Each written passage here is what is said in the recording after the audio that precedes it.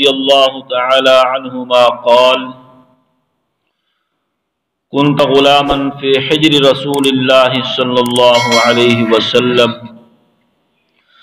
وكانت يدي تطيش في الصحبة فقال لي رسول الله صلى الله عليه وسلم يا غلام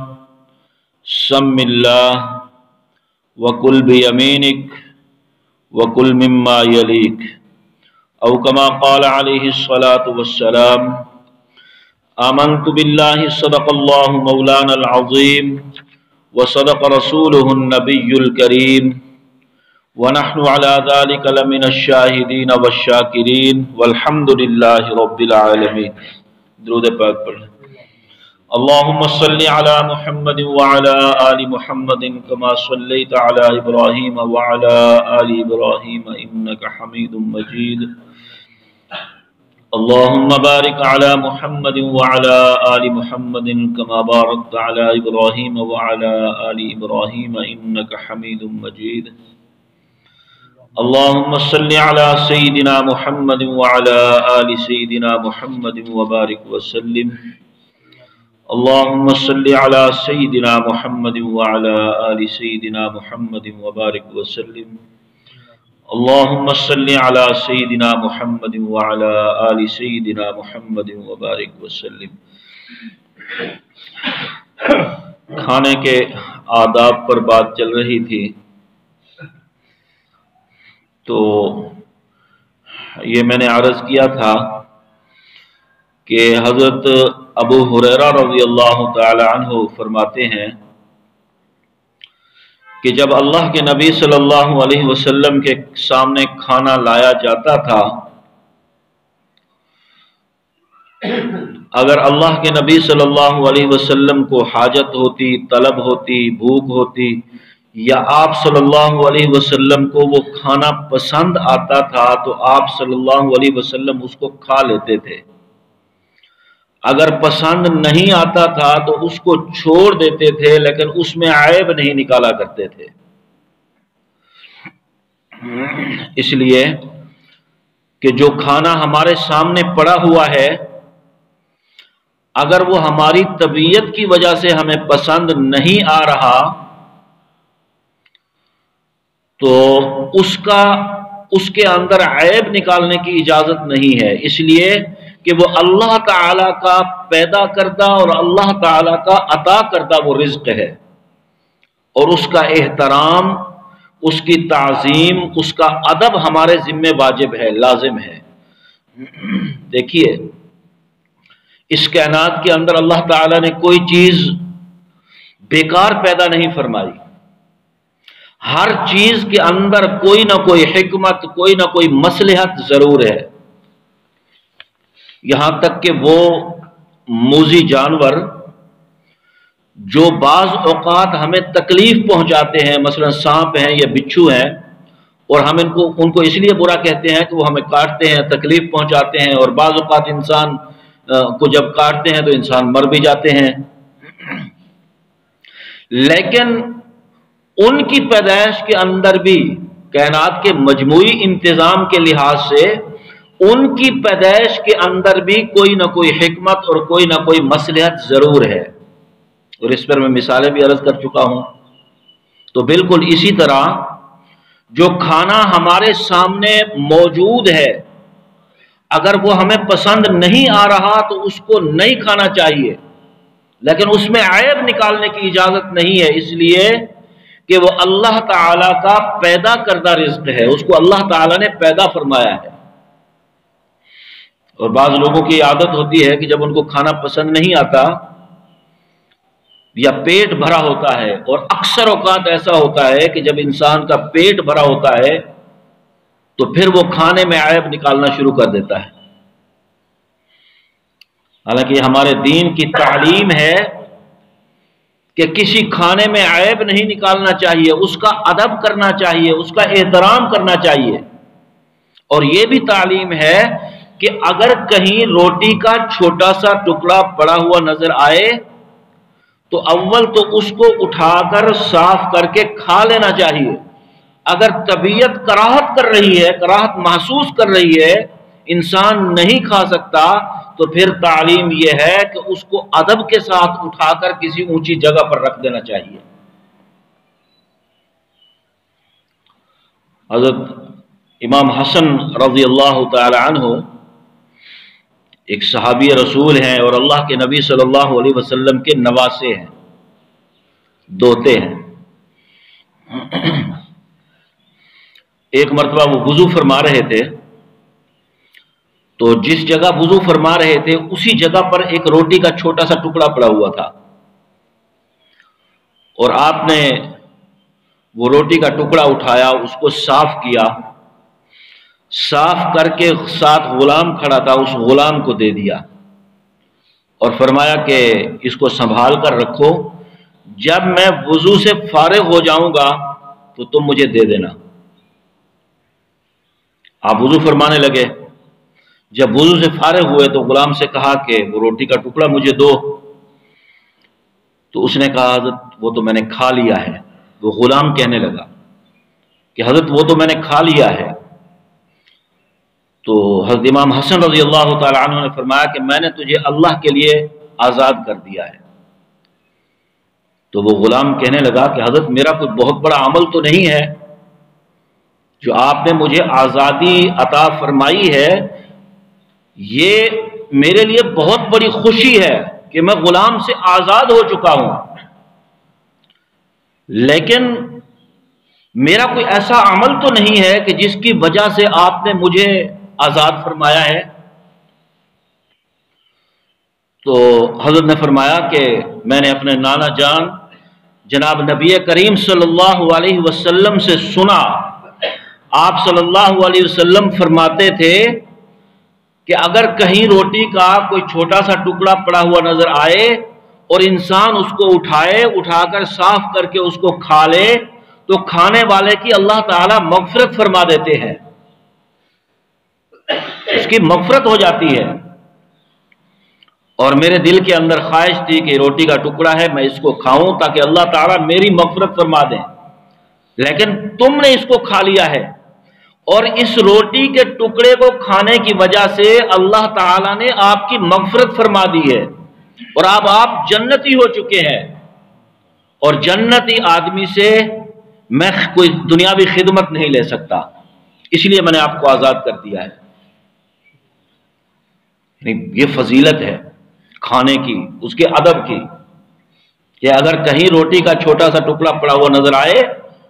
تو ہمارے ذمے لازم ہے کہ ہم اس کا ادب کریں، اس کا احترام کریں، اس کو کھائیں۔ اگر نہیں کھا سکتے، طبیعت کراہت کر رہی ہے، تو پھر دوسرا حکم یہ ہے کہ اس کو اٹھا کر ہم کسی اونچی جگہ پر رکھ دیں یا کسی جانوروں کو کھلا دیں۔ اور ایک بات اور دوسری بات میں نے یہ عرض کی تھی کہ اللہ کے نبی صلی اللہ علیہ وسلم جب کھانا کھا لیتے تھے اور آپ صلی اللہ علیہ وسلم کے سامنے جو دسترخوان پڑا ہوتا تھا، جب اس دسترخوان کو اٹھایا جاتا تھا تو اس وقت اللہ کے نبی صلی اللہ علیہ وسلم یہ دعا پڑھا کرتے تھے کہ الحمدللہ حمدن کثیرا طیبا مبارکا فیہ غیر مکفی ولا مودع ولا مستغن عنہ ربنا۔ یہ دسترخوان اٹھاتے وقت اللہ کے نبی صلی اللہ علیہ وسلم نے یہ دعا تلقین فرمائی ہے اور اس کی تعلیم دی ہے۔ کیوں تعلیم دی ہے؟ اس لیے کہ انسان کا مزاج بڑا عجیب و غریب ہے کہ جب انسان کو کسی چیز کی حاجت ہوتی ہے، طلب ہوتی ہے، تو پھر انسان اس چیز کی طرف لپکتا ہے، بھاگتا ہے، لیکن جب انسان کی حاجت پوری ہو جاتی ہے تو پھر اسی چیز سے انسان کو نفرت ہونے لگتی ہے۔ مثلا کہ جب انسان کو بھوک لگی ہوتی ہے تو اس وقت انسان کھانے کی طرف لپک رہا ہوتا ہے، بھاگ رہا ہوتا ہے، اس کے دل کی خواہش ہوتی ہے کہ مجھے کھانا مل جائے، لیکن جب انسان کو روٹی مل جاتی ہے، کھانا مل جاتا ہے، وہ کھا لیتا ہے، اس کی حاجت پوری ہو جاتی ہے، اس کی بھوک ختم ہو جاتی ہے، تو پھر طبیعت اسی کھانے سے نفرت کرنے لگتی ہے اور بعض اوقات ایسا بھی ہوتا ہے کہ دوبارہ اس کھانے کے تصور سے انسان کو متلی سی قیسی آنے لگتی ہے۔ تو اسی لیے اللہ کے نبی صلی اللہ علیہ وسلم نے یہ دعا تلقین فرمائی کہ یہ جو تمہارے دل کے اندر کھانے کے لیے ایک نفرت پیدا ہو رہی ہے، کہیں ایسا نہ ہو کہ اس نفرت کے نتیجے میں اللہ تعالیٰ کے رزق کی ناقدری ہو جائے۔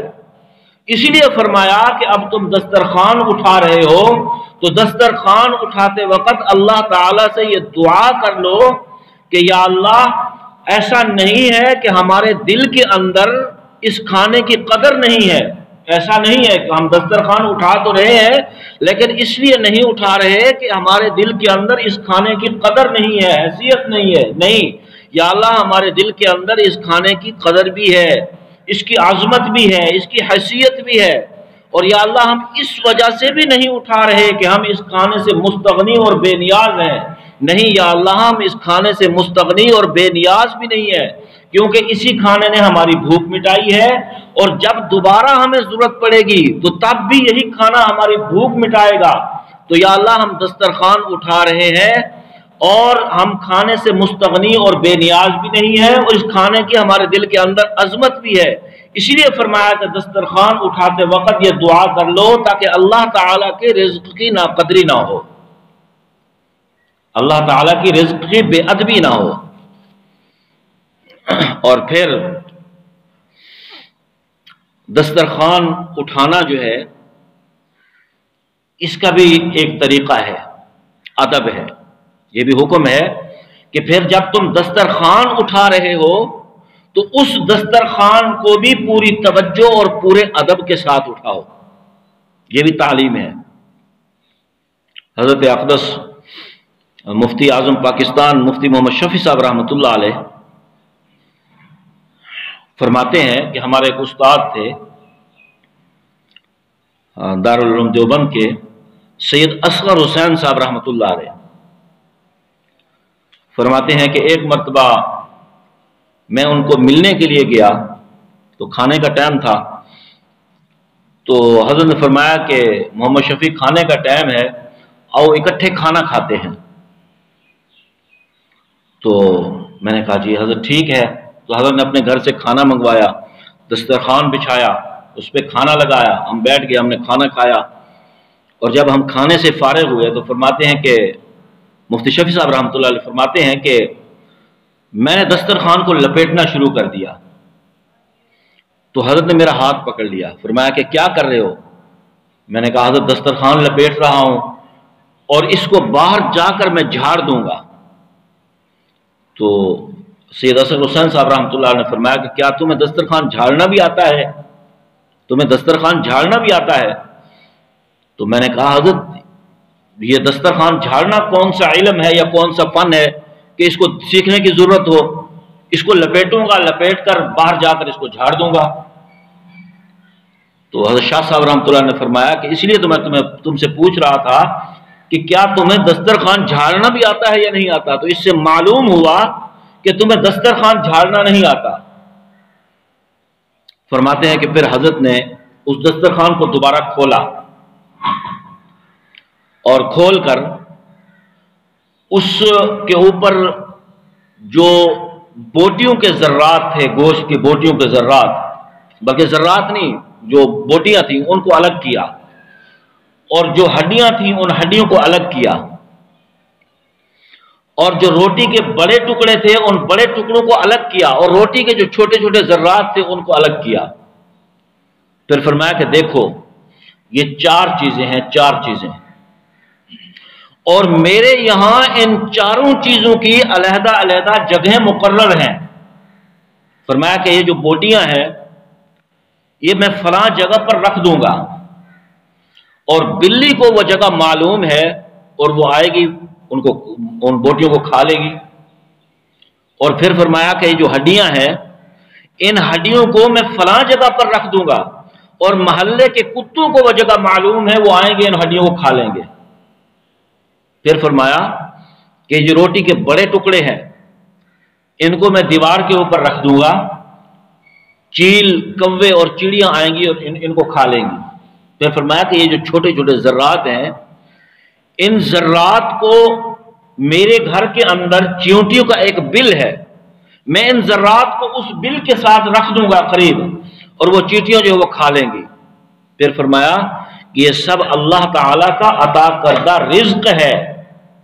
اور جو ہمارے منہ سے بچ جائے، جو ہمارے ہاتھوں سے بچ جائے، اس کا یہ مقصد نہیں ہے اس کو یوں ہی ضائع کر دینا چاہیے، بلکہ نہیں، اس کو اللہ تعالیٰ کی دوسری مخلوق کے لیے چھوڑ دینا چاہیے، کیونکہ وہ بھی اللہ تعالیٰ کی مخلوق ہے۔ اللہ تعالیٰ نے ان کے لیے بھی اس رزق کو پیدا کیا ہے، اور یہ رزق ہے، اس اللہ تعالیٰ کے اس عطا کردہ رزق کا اور پیدا کردہ رزق کا کوئی حصہ ضائع نہیں ہونا چاہیے۔ تو حضرت فرماتے ہیں کہ اس دن ہمیں معلوم ہوا کہ دسترخوان جھاڑنا بھی ایک فن ہے، ایک علم ہے، اور اس کو بھی باقاعدہ سیکھنے کی ضرورت ہے۔ تو بہرحال تو حضرت عمر بن ابی سلمہ رضی اللہ تعالی عنہ فرماتے ہیں، جس حدیث پاک پر بات چل رہی تھی اب اس میں بات کرتے ہیں کہ یہ حضرت عمر بن ابی سلمہ رضی اللہ تعالی عنہ جو ہے، یہ اللہ کے نبی صلی اللہ علیہ وسلم کے سوتیلے بیٹے تھے، اور ان کی والدہ محترمہ حضرت ام سلمہ رضی اللہ تعالی عنہ یہ اللہ کے نبی صلی اللہ علیہ وسلم کی بیوی تھی، لیکن اللہ کے نبی صلی اللہ علیہ وسلم کے نکاح میں آنے سے پہلے یہ حضرت ابو سلمہ رضی اللہ تعالی عنہ کی بیوی تھی، اور جب حضرت ابو سلمہ رضی اللہ تعالی عنہ کا وصال ہو گیا، فوت ہو گئے، تو حضرت ام سلمہ رضی اللہ تعالی عنہ غمگین رہنے لگی، پریشان رہنے لگی۔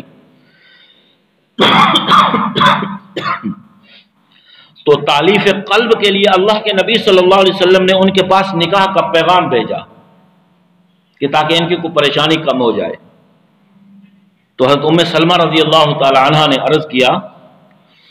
کہ میں نکاح کے لیے تو تیار ہوں، لیکن میرا ایک چھوٹا سا بچہ ہے چھوٹا سا عمر بن ابی سلمہ، اگر آپ اس کو اپنی کفالت میں لے لیں تو پھر میں نکاح کے لیے تیار ہوں۔ تو اللہ کے نبی صلی اللہ علیہ وسلم نے فرمایا کہ ٹھیک ہے، میں اس کو اپنی کفالت میں لے لیتا ہوں۔ تو آپ صلی اللہ علیہ وسلم نے اس کی ذمہ داری اٹھائی، تو اس طرح حضرت ام سلمہ رضی اللہ تعالی عنہ کا نکاح اللہ کے نبی صلی اللہ علیہ وسلم کے ساتھ ہو گیا، اور یہ بھی چھوٹے سے معصوم سے بچے تھے، اور یہ بھی اللہ کے نبی صلی اللہ علیہ وسلم کے گھر میں آ گئے اپنی والدہ محترمہ کے ساتھ، اور اللہ کے نبی صلی اللہ علیہ وسلم کی زیر کفالت رہے، زیر تربیت رہے۔ تو وہ فرماتے ہیں کہ میں ابھی چھوٹا سا بچہ تھا، اور ایک مرتبہ میں اللہ کے نبی صلی اللہ علیہ وسلم کے ساتھ کھانا کھا رہا تھا، اور کھانے کے دوران میرا ہاتھ کھانے کے برتن کے کبھی اس طرف چلا جاتا اور کبھی اس طرف چلا جاتا،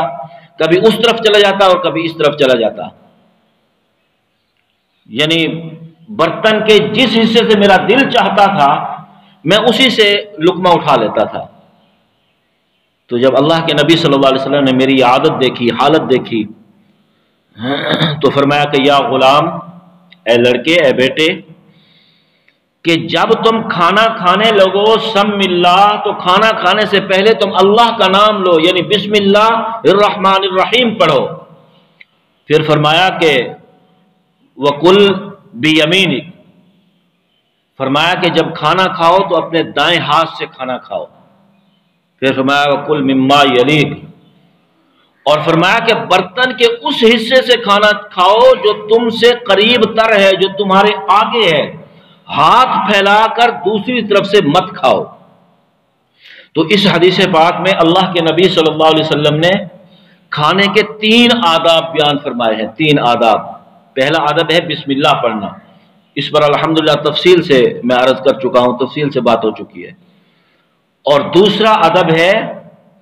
اپنے دائیں ہاتھ سے کھانا،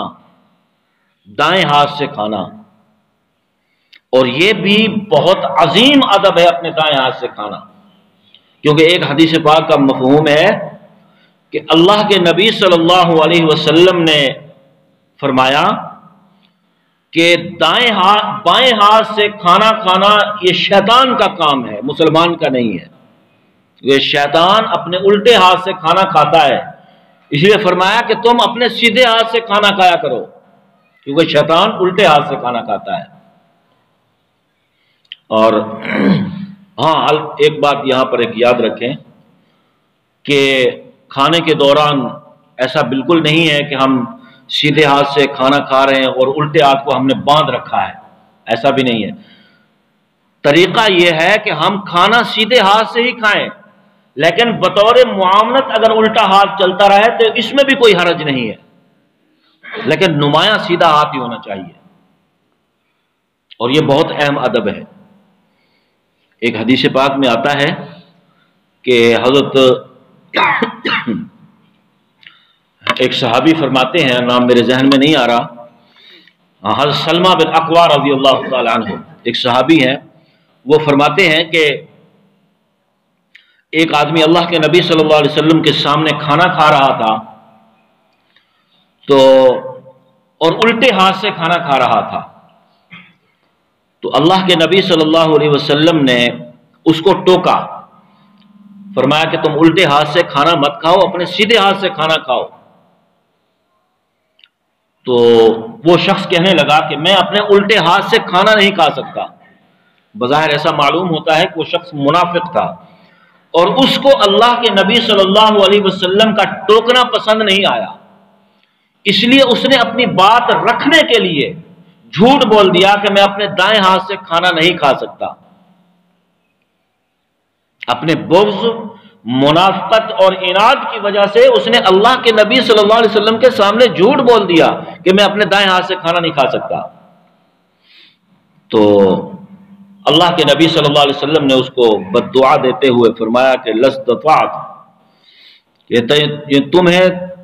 کبھی بھی دائیں ہاتھ سے کھانے کی توفیق نہ ہو۔